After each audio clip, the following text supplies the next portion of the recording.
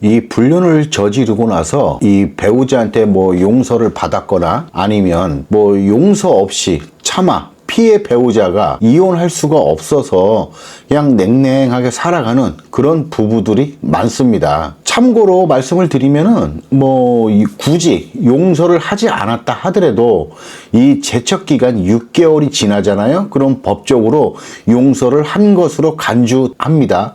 그러니까 이건 참고로 알아두세요. 뭐 아무튼 뭐 과거에 불륜을 저지르신 이 불륜 배우자들이 뭐 이혼을 하지 않고 살아간다 하더라도 이게 언제가 되었든 간에 그에 대한 대가를 치르는 경우를 제가 많이 봤습니다. 이는 제가 얼마 전에 말씀을 드렸던 상간녀 소송 원고의 입장에 있던 어느 아내분이 수년이 지나서 상간녀 소송의 피고가 되어 있는 그런 사례를 말씀드렸던 적이 있는데 아마 이와 비슷한 맥락으로 생각하시면 될 것 같아요. 어느 남편이 있었습니다. 이 아내가 둘째를 임신한 상태였어요.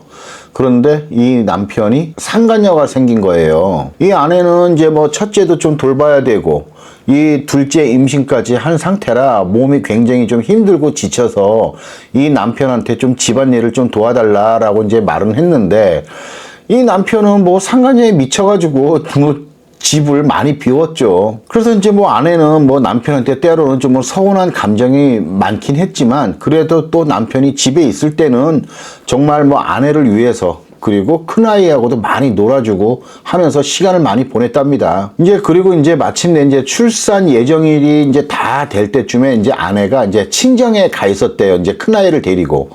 그러니까 이제 남편은 이제 혼자 집에 있었던 거죠.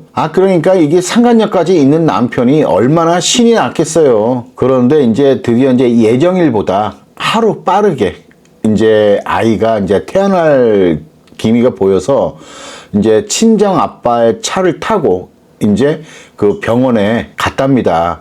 근데 이제 병원에 가면서 이제 장모님께서 이제 계속 이제 전화를 하셨겠죠. 그 남편한테. 이제 지금 병원에 가는 중이니까 빨리 병원으로 와라 라고. 근데 하필 또 그때 이 남편이 상간녀하고 계속 있으면서 전화를 안 받은 거예요. 그래서 이제 결론적으로는 이제 아침 일찍 남편이 이제 병원으로 갔습니다. 뭐 장모님한테는 어제 일이 너무 많아가지고 너무나 피곤해서 일찍 잠들어서 벨소리를 듣지 못했다. 뭐 이런 식으로 이렇게 둘러대더랍니다. 그런데 뭐 장모님이 뭐 그렇게 얘기하는데 뭐라고 하시겠어요. 그냥 그러냐라고 그냥 하고 넘어갔겠죠. 그리고 이제 뭐 아내는 이제 친정에서 또 한 달 정도 좀 몸조리하고 이제 집으로 돌아왔습니다. 이제 아내는 이제 그전에는 장모님이 좀 계셔가지고 좀 장모님 도움도 받고 했지만 이제 집으로 왔으니까 이제 혼자 다 해야 되잖아요. 이제 큰아이도 좀 돌봐야 되고 이제 막 태어난 둘째도 돌봐야 되니까 얼마나 힘들고 지치겠어요. 모유 수유를 하는데 어떤 날은 이렇게 코피를 이렇게 흘리면서 모유 수유를 했다고 하더라고요. 그 남편 말에 의하면. 그런데 이 아내분이 좀 배려심도 참 많았던 것 같아요. 이제 애기니까 뭐 새벽에도 수시로 이제 젖달라고 막 울고 하잖아요. 그래서 남편한테는 당신은 낮에 일을 해야 되니까 잠을 좀 푹 자둬라 라고 하면서 이제 그때부터 이제 좀 각방을 쓰기 시작했답니다. 그러니까 이제 남편은 이제 큰아이를 데리고 작은 방에서 자고 아내는 이제 애기 둘째를 데리고 이제 안방에서 이제 잠을 자는 거죠. 그런데 어느 날 이 큰아이가 이제 5살인데 큰아이가 엄마한테 그러더래요. 아빠가 전화로 어떤 아줌마한테 사랑한다고 막 얘기를 하고 그리고 전화로 막 뽀뽀도 쪽쪽쪽쪽쪽 하고 했어 라고 얘기를 하더랍니다. 그래서 아내는 이제 아이한테 이제 몇 번 다시 좀 되물어 봤죠. 근데 뭐 다들 아시겠지만 아이들이 뭐 그런 거짓말 합니까? 아이들은 순수해서 있는 그대로 말합니다. 그래서 이 아내는요, 이제 순간 이제 좀 남편의 바람을 굉장히 이제 의심을 한 거죠. 그래서 이제 자신의 언니한테 전화를 해서 이런저런 상황을 이야기하고 그러면서 좀 남편을 이제 의심하기 시작했어요. 근데 아닌 게 아니라 의심을 해서 그랬는지는 몰라도 남편의 어떤 귀가 시간도 일정치 않고 그리고 하는 행동도 좀 수상쩍었고 그래서 이제 언니가 여기저기 좀 알아봐가지고 이제 사람을 붙였답니다. 사람을 붙였는데 뭐 쉽게 잡았대요. 아닌 게 아니라 뭐 매일 만나니까 당연히 그날 의뢰를 했는데 그날 잡힌 거죠. 근데 알고 봤더니 그 상간녀가 이제 원룸에서 사는 여자였다고 해요. 혼자서. 그래서 항상 이들이 이제 저녁에 만나서 저녁을 먹고 그 상간녀의 집에 가서 한 몇 시간이고 있다가 이제 남편이 집으로 들어오는 거죠. 그러니까 이게 이 도파민이라는 게 참 무서운 거예요. 그 남편의 입장에서 아무리 아이가 어리다고 해도 이 아이의 존재를 무시하고 아니 네가 뭘 알겠어 이러면서 그냥 작은 방에서 잠자면서 이제 상간녀하고 이제 통화를 했던 건데 이게 이제 발목이 잡힌 거잖아요. 그래서 이제 하루는 이제 나를 잡아서 이제 자신의 언니와 형부 그리고 이 아내 셋이서 그 상간녀가 살고 있는 원룸으로 갔습니다. 물론 이제 가까이 사시는 장모님한테 좀 하루 좀 잠깐 몇 시간만 오셔서 큰아이하고 좀 작은 애 좀 봐주세요 라고 이제 부탁을 하고 그러고 나서 이제 셋이 간 거죠. 그래서 이제 거기 배를 누르고 딱 들어갔더니 이 남편이 얼굴이 사색이 돼가지고 안절부절 못 하더랍니다. 그리고 상간녀는 화장실에 들어가서 문을 딱 잠그고 그 안에서 숨어 있었대요. 그렇지만 뭐 화장실에서 숨어 봤자 그리고 그 조그만 원룸에서 숨어 봤자 뭐 얼마나 잘 숨겠어요. 결국 한 10여 분 있다가 꼬랑지 내리고 이제 슬슬 이제 나오더랍니다. 화장실에서 상간녀가. 뭐 상간녀 또한 얼굴이 살색이 돼서 무조건 잘못했다 하고 계속 이제 용서를 빌었다고 해요. 그래서 이제 이 아내가 정말 침착하게 그렇게 말을 했대요. 남편한테 난 둘째 또 젖 먹여야 되니까 당신은 집에 들어오지 말고 여기서 그냥 살아 라고 하고 이제 나왔답니다. 그랬는데 남편이 옷을 허겁지겁 막 입으면서 아내를 따라왔대요. 그러면서 계속 미안하다, 잘못했다. 또 이제 집에 가니까 또 장모님이 계시잖아요. 이제 본의 아니게 이제 장모님도 다 이제 이 사실을 알게 된 거죠. 그랬더니 어떻게 했어요? 이제 처갓집 식구들이 모두 돌아가면서 이제 이 남편을 막 욕하고 비난을 하고 심지어 뭐 장인어른께서는 이 남편의 뺨을 한 서너 차례 때리기도 하셨다고 하더라고요. 그래도 이 남편은 무조건 미안하다, 잘못했다. 싹싹 빌었답니다. 그런데 이 종종 상담을 하다 보면요. 자기 자신의 배우자를 정말 사랑하고 자신의 가정도 정말 소중하게 생각하면서 이혼은 단 1%도 생각하지 않으면서 불륜행위를 하는 사람들이 있어요. 그러니까 이들의 논리를 보면 아 그건 그거고 이건 이거다 뭐 이런 식 같아요. 아무튼 우리 인간들의 본능인 식욕, 성욕 그리고 수면욕 아 이거는 도대체 말릴 수가 없는 것 같아요. 이런 걸 보면 아무튼 이 불륜이라는 것이 꼭 반드시 내 배우자한테 불만이 있어야지만이 하는 건 아닌 것 같아요. 이 남편이 그랬어요. 아무튼 이 남편은 무조건 아내한테 미안하다, 잘못했다, 출근도 안 하고 그래서 아내가 일단 출근해라 하고 이제 출근시키기도 했다고 합니다. 그러면서 이제 어느 날 남편 자신의 명의로 되어 있는 아파트도 진짜 아내 명의로 이전을 해주겠다고 하면서 이전 등기를 다 맞춰 주었다고 해요. 그래도 이제 아내는 정말 이혼을 안 할래야 안 할 수가 없는 상황이었지만 둘째도 태어났는데 이 뭐 아이가 태어나자마자 곧바로 이혼을 한다는 게 참 부모로서는 또 힘든 결정이잖아요. 그래서 남편을 용서를 하지도 않았지만 그렇다고 해서 또 이혼을 하지도 않았어요. 그러면서 이제 냉랭하게 살아가게 된 거죠, 이 부부들이. 그래도 살아가는데 아내의 입장에서는 큰 문제는 없었어요. 이 남편이 아내를 정말 끔찍하게, 이게 참 모순인데 제가 말하면서도 웃긴데 이 아내를 끔찍히 사랑했기 때문에 아내를 조금도 괴롭히지 않았습니다. 그러니까 말 그대로 그냥 머슴처럼 살았다고 해요. 아내가 이리 와 하면 이리 오고 저리 가 가면 저리 가고 그런 식으로 진짜 아내의 심기를 조금도 건드리지 않고 눈치도 엄청 보면서 남편이 살았다고 합니다. 그래도 아내도 자기 할 도리는 다 했어요. 뭐 때 되면 시댁에 가서 인사드리고 뭐 아이들 잘 키우면서 뭐 남편 출퇴근하고 하는 데 있어서 뭐 뒷바라지 다 해주고 그러면서 지냈답니다. 다만 이제 남편에 대한 마음이 완전히 식어버린 거죠. 그러던 어느 날 남편이 이제 문득 그런 걸 느꼈대요. 이제 어느 순간부턴가 불륜 행위 이후에 마치 자기 자신이 그냥 돈 벌어다 주는 기계 같다라는 느낌이 많이 들었답니다. 그래도 남편 입장에서는 이혼을 단 1%도 생각을 하지 않고 아내를 사랑하고 또 내 자식들도 사랑을 하기 때문에 그냥 모든 걸 참고 살았다고 해요. 그리고 참고 살아야 된다고 생각을 했다고 합니다. 그래도 남편은 꿋꿋하게 성실하게 잘 살면서요, 아내가 언젠가는 마음을 돌려주겠지 이런 마음으로 살았습니다. 이렇게 5년이 지났어요. 둘째가 이제 유치원에 다니기 시작했습니다. 그러니까 이제 이 아내분은 좀 약간 시간에 좀 여유가 생겨가지고 낮에 이렇게 친구들도 잠깐씩 이렇게 만나고 다니고 했대요. 그렇지만 이미 남편에 대한 마음은 완전히 닫혀 있었기 때문에 항상 좀 외로운 마음도 많이 들었고 좀 공허한 마음도 굉장히 많이 들었다고 합니다. 그래서 이제 알바를 다니기 시작했어요.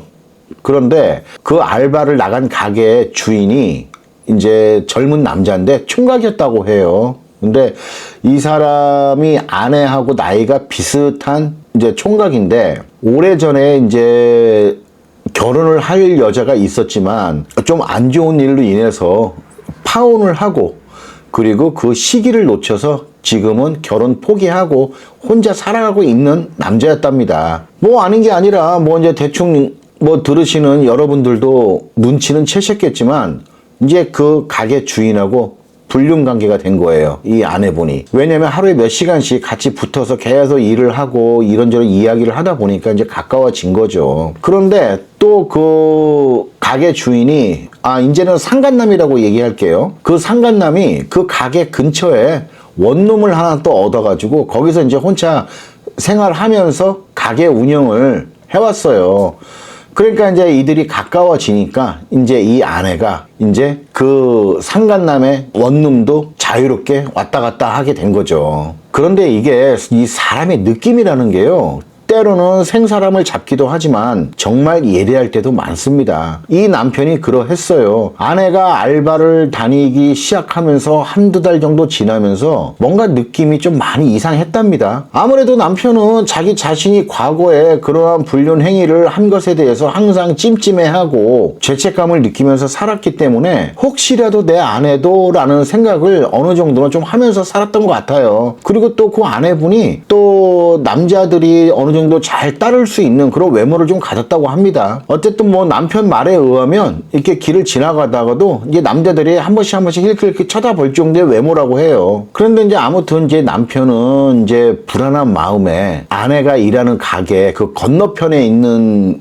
2층에 있는 커피숍에서 계속 그 가게를 쳐다봤다고 해요. 그런데 이제 가게에서 있어도 이제 아내의 모습은 잘 보이지 않고 가끔가다 한두 번 나와서 잠깐 왔다 갔다 하는 모습만 봤다고 합니다. 그래가지고 결국 이 남편도요, 이제 좀 사람을 시켜서 좀 미행을 했어요. 미행을 했는데 한 2, 3일 만에 이 아내가 그 원룸에 들어가는 것을 이제 알게 됐습니다. 이 남편이 엄청 고통스럽고 괴로워했답니다. 그러면서 그때 잠깐 그런 생각을 했대요. 과거에도 내 아내도 나와 똑같은 마음이었을 텐데 내 아내는 어떻게 참았을까? 그럼에도 불구하고 아내가 자기 자신한테 그렇게 막 힘든 내색을 하지 않았기 때문에 정말 그 순간만큼은 정말 자신의 아내가 대단한 사람이라는 생각이 들었대요. 근데 이제 남편은 이제 우물쭈물 말도 못하고 있는 상황에서 뭐 한 2, 3일 정도 있다가 아내가 그러더랍니다. 남편 출근할 때 나 오늘 친구들 만나고 올 거고 엄마가 잠깐 오셔서 애들 봐줄 거니까 당신도 그렇게 알고 있어. 그러니까 당신 나가서 저녁 먹고 들어와 라고 하더랍니다. 그렇지 남편은 그냥 알겠다 하고 이제 출근을 했고 그날 뭐 일이 손이 잡히겠냐고요. 그래서 이제 저녁에 이제 그 상간남의 원룸을 아니까 이제 밤에 거길 찾아갔답니다. 찾아갔는데 상간남 그 원룸이 2층에 있어. 그래서 2층을 계속 이렇게 쳐다보니까 이제 불은 켜져 있는데 이 커튼이 이렇게 쳐져 있더랍니다. 근데 이제 거기서 이제 그림자가 비치잖아요. 사람이 왔다 갔다 하면서. 딱 보니까 자기 아내가 거기서 왔다 갔다 하는 모습인 것 같더래요. 뭐 확실하게 본 건 아니지만 자기 아내가 맞았다고 하더랍니다. 이 남편이 그 모습을 보고요, 정말 엄청 울었답니다. 그 자리에 서서 정말 그 달리는 차에 확 뛰어들고 싶었대요. 그러니까 우리가 한번 생각을 해보자고요. 내 사랑하는 배우자가 상간자하고 같이 어느 집에 들어가 있을 때 내가 그 모습을 보고 있다고 생각을 해보세요. 그 마음이 어땠을까요? 정말 괴로울 거예요. 그랬는데 이 남편이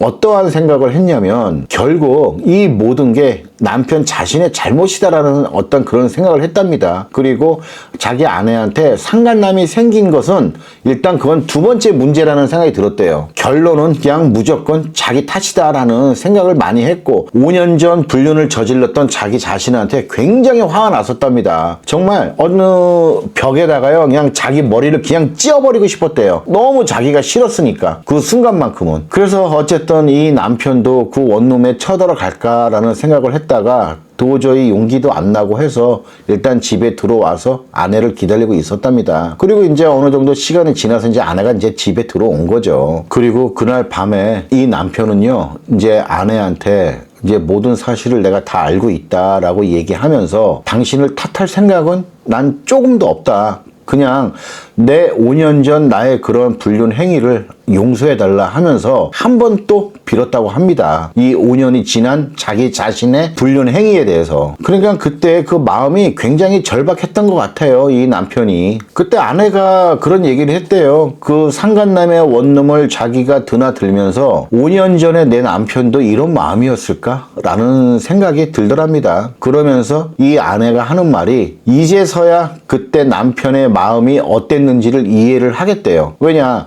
이 아내 자신도 상간남의 집을 드나들면서 자기도 좋았기 때문에 내 남편도 굉장히 좋았겠구나 라는 걸 이해를 했답니다. 그런데 사실 뭐 이런 거 이해해서 뭐 하겠어요. 그러면서 아내가 그런 얘기를 했대요. 이혼을 하던 아니면 나처럼 그냥 참고 살던 그건 네가 알아서 해라. 살자고 하면 난 그냥 살 거고 이혼을 하자고 하면 나 이혼하겠다. 이렇게 얘기를 하더랍니다. 그래서 이제 이 남편이 울면서 애원하듯이 얘기를 했대요. 나 5년 전에 당신한테 걸리고 나서 그 여자와 아무런 연락도 안 하고 완전히 관계를 다 끝내버렸었다. 그때 당신도 그렇게 해줄 수 있느냐라고 아내한테 물어봤답니다. 그랬는데 아내가 아무런 대답을 안 했다고 해요. 그리고 나 피곤하니까 나 일찍 들어가 잘게 라고 하면서 안방에 들어가 눕더랍니다. 이때 남편이 저를 찾아와서 정말 엄청 울면서 얘기를 했어요. 정말 저 그렇게 서럽게 우는 남편을 본 적이 없었던 것 같아요. 자기는 아내를 너무 사랑한답니다. 그러면서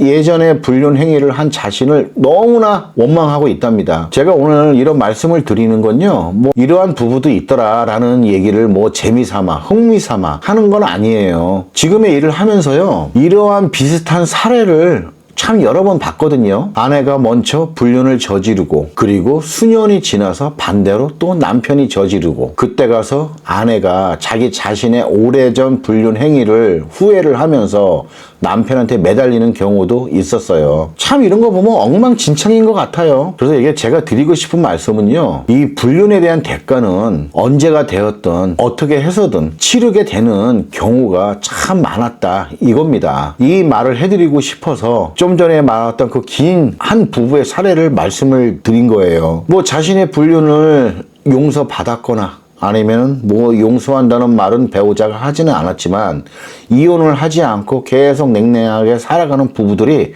우리 주위에는 은근히 많아요. 그런데 대부분 이들을 보면 이 불륜을 저지른 배우자는요 이미 자기 자신에 대한 잘못에 대해서 이미 망각을 해버리고 그냥 태만하게 다시 살아가는 경우가 많습니다. 하지만 이 피해 배우자는 달라요. 입으로 말을 안 해서 그렇지 여전히 그 악몽과도 같은 그 기억은 남아 있습니다. 그리고 외관상 행동은 불륜 배우자한테 뭐 배우자 대우는 해주겠지만 이미 마음이 그때 다 떠나버린 경우도 많아요. 어떻게 보면 약간 농담 섞어서 말씀을 드리자면 너 늙어서 보자 이런 식으로 사시는 분들도 많습니다. 하지만 진심인 경우도 많아요. 말은 농담처럼 하지만 이제 이런 분들은 늙어서 그 대가를 치르겠죠. 아무튼 이 피해 배우자한테는 평생 씻을 수 없고 잊혀지지 않는 엄청난 상처를 주고 정작 불륜 배우자는요 이미 아주 오래된 전설처럼 생각을 하고 다